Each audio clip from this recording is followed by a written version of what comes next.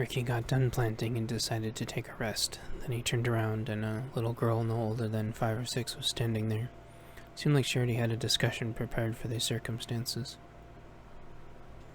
"Hey, mister." Ricky stammered. This was unexpected. He hadn't actually talked to anybody in a long time. He blurted the first thing out that came to his mind. "Where are your parents?" He thought to himself, great, I sound like a weirdo. Didn't that used to be a normal thing to say? I'm not asking her to see if they're around, but why they aren't around. Why? Do I need to call my parents for something? He'd been lost in thought and already forgot to come up with the follow-up thing to say. Totally your call. You gotta do what keeps you the most safe. He reminded himself that usually children are a pretty good judge of character. If he was a bad guy, surely she wouldn't want to be around anyway after this interaction. She looked at him and raised an eyebrow. I think I'm fine. Got any flowers? He looked around almost for dramatic theater more than anything. I saw some purple ones come up the next yard over, he pointed casually. Thanks. See ya. Oh, also, nice rat. Ricky blushed, which hadn't happened in a long time he could remember. The rat on his shoulder, which he'd forgotten about, stood up a little prouder. The little girl skipped off into the next yard. Ricky wondered to himself, is this normal now, for kids to just go through every yard like there's no boundaries? He tried to remember. No, he was pretty sure that kids used to actually ask first or some such, but nobody was around. He looked around to see where she went, but she was already gone. He decided to go back into the house and rest. Digging holes and planting bushes was a challenge, and it really wore him out. Ricky went back inside and went into a closet under some stairs. He lifted up a heavy trapdoor that opened up into a crawl space and went inside with a thunk. The suction closed it behind him, and he felt the cool air around him. It reminded him of his home back in the city before it got flooded. Thankfully, this crawl space didn't flood. The neighborhood he was in was a little high up, so it was spared the water settling in it. Most of the water was in the valley behind him. There was a huge water basin now. It would be for years to come. He remembered when there was a lot of hard workers down there, but something bad must have happened.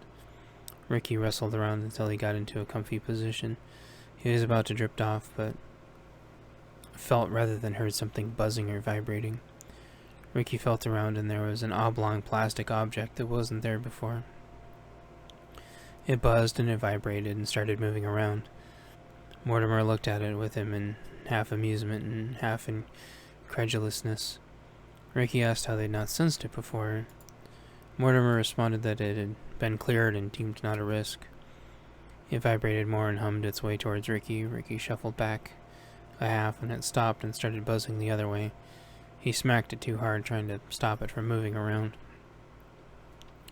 Remembering his strength, he lifted his hand, hoping he hadn't crushed it. It had indeed stopped humming at him in his hand. It started buzzing again, and he almost dropped it, startled. Ricky was able to barely contain his nerves, though, and held it close to his face to try to read the screen in the darkness.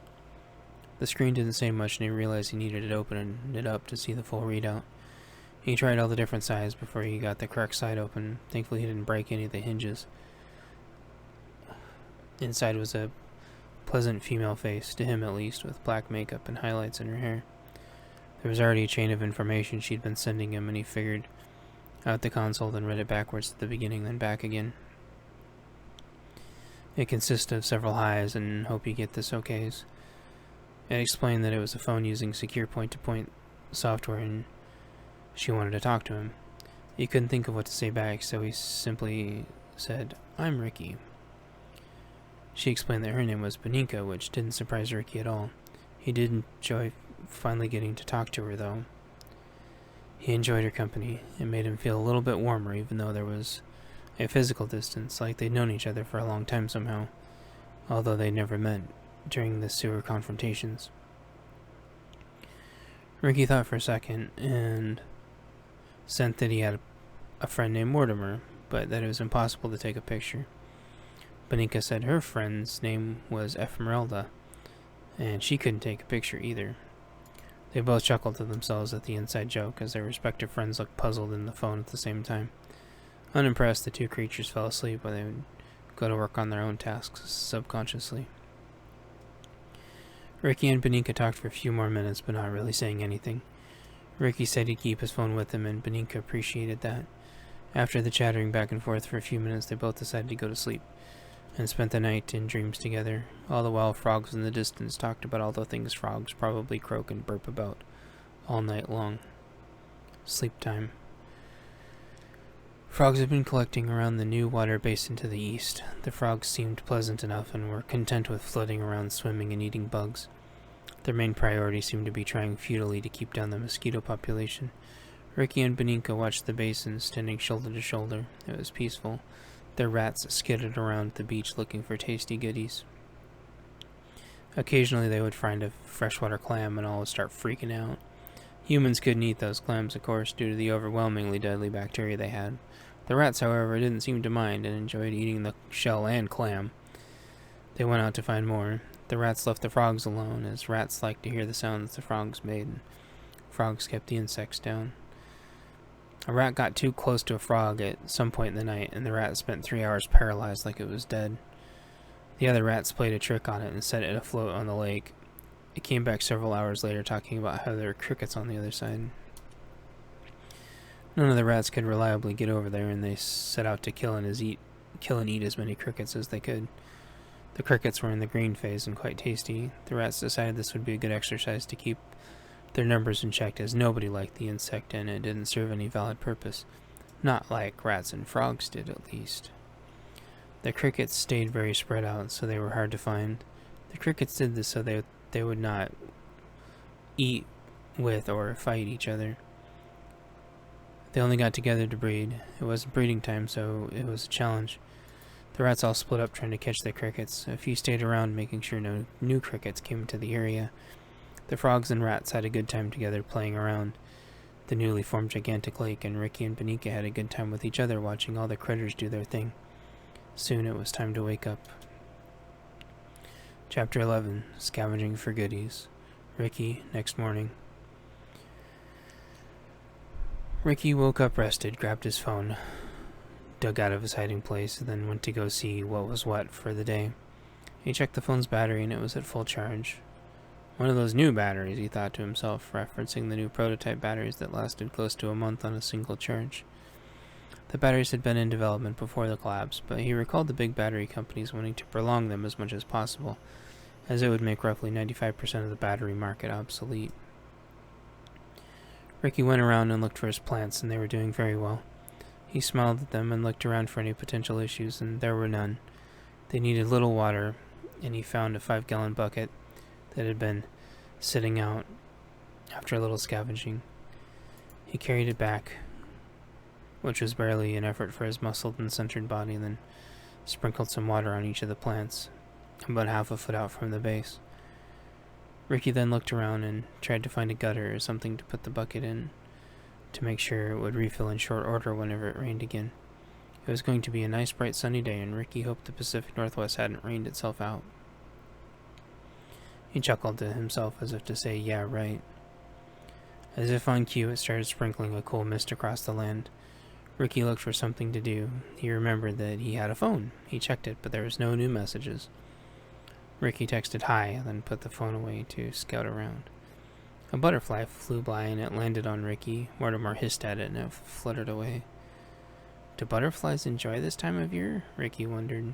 He shrugged, unable to remember exactly when butterflies came out to adventure.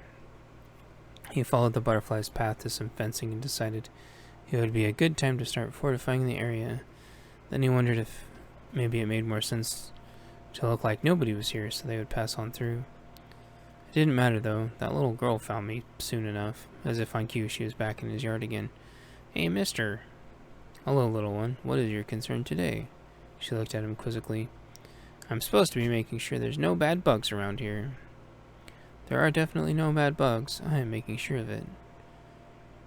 She looked at him again, as if unsure if he was joking or being serious. Well, if you see any bad bugs, you let me know. Then I let the lieutenant know, and then the lieutenant tells the commander, and we can do something about it. It was Ricky's turn to make a silly face. She giggled at him. I'm kidding. We say that to scare people away. I tell the guys on the farm so we can be sure to be careful. If I scream, though, there's a small army that will come looking for me. She looks serious now.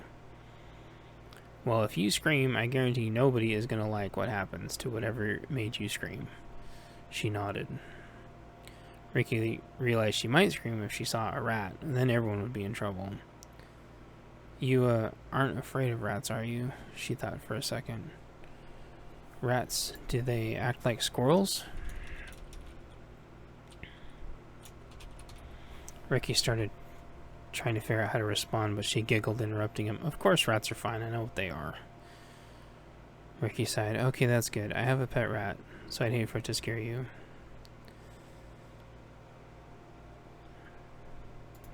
But then he realized she'd already seen the rat before and he'd already forgot. In reality, Ricky was in league with hundreds of rats, but they were all out doing rat things at the moment. She shrugged.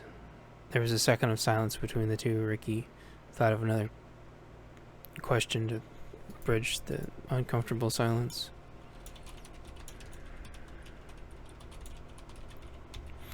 Hey, the people at the farm, they don't mind that I'm here, do they? Well, they don't mind about you probably, but they don't know. It is assumed that people are out here, as long as they aren't bad people.